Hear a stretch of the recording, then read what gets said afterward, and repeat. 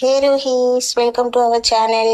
இன்னைக்கு நம்ம வீடியோல என்ன பார்க்க போறோம்னா மீன் குழம்பு எப்படி செய்யறதுன்னு தான் பார்க்க போறோம். வாங்க நம்ம வீடியோக்குள்ள போலாம். இப்போ நம்ம ஃபர்ஸ்ட் இன்கிரீடியன்ஸ் எல்லாம் பார்த்துக்கலாம். ஒரு முழு பூண்டு, 1 டீஸ்பூன் வெந்தயம், 3 டீஸ்பூன் மல்லித்தூள், ஒரு 2 டீஸ்பூன் மிளகாய்த்தூள், 1/2 டீஸ்பூன் மஞ்சள் தூள், 25 கிராம் புளி, ஒரு பெரிய 3 தக்காளி, ஒரு 6 வெங்காயம், 3 பச்சை மிளகாய், 2 கொத்து கருவேப்பிள்ளை, கொத்தமல்லி ஒரு கைப்பிடி அளவு, மாங்காய், மீன்.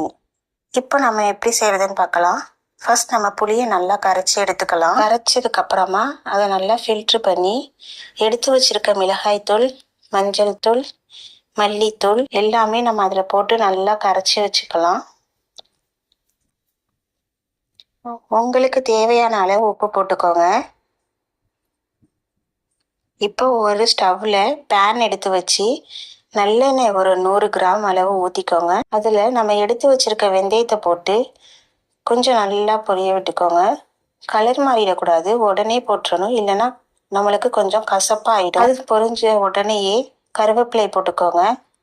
கருவேப்பிலை பொரிஞ்சதுக்கு அப்புறமா நம்ம கட் பண்ணி வச்சிருக்க வெங்காயத்தை போட்டுக்கோங்க. வெங்காயம் கொஞ்சம் வதங்கினதுக்கு அப்புறமா இப்போ நம்ம பூண்டு சேர்த்துக்கலாம்.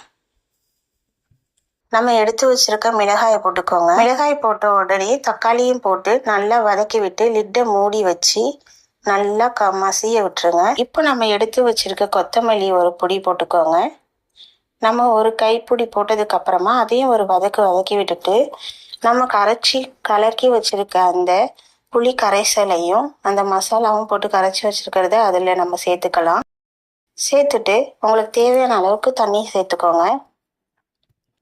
இப்போ நல்லா மூடி போட்டு மூடி விட்டு நல்லா சுண்டி வர அளவுக்கு இந்த அளவு கொதிக்க வச்சுக்கோங்க. நல்லா கொதிச்சதுக்கு அப்புறமா தேங்காய் பால் போட்டுக்கோங்க.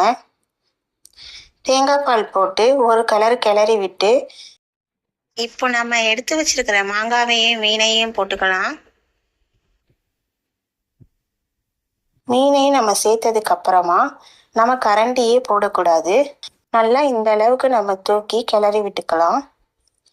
நல்லா கலந்ததுக்கு அப்புறமா ஒரு கொதி விட்டு இறக்கிட்டோம்னா நமக்கு தேவையான தமிழ்நாட்டு ஸ்டைல் சூடான சுவையான மீன் குழம்பு ரெடி. இப்போ நான் சொன்னது மாதிரி நீங்களும் உங்கள் வீட்டில் ட்ரை பண்ணி பாருங்க.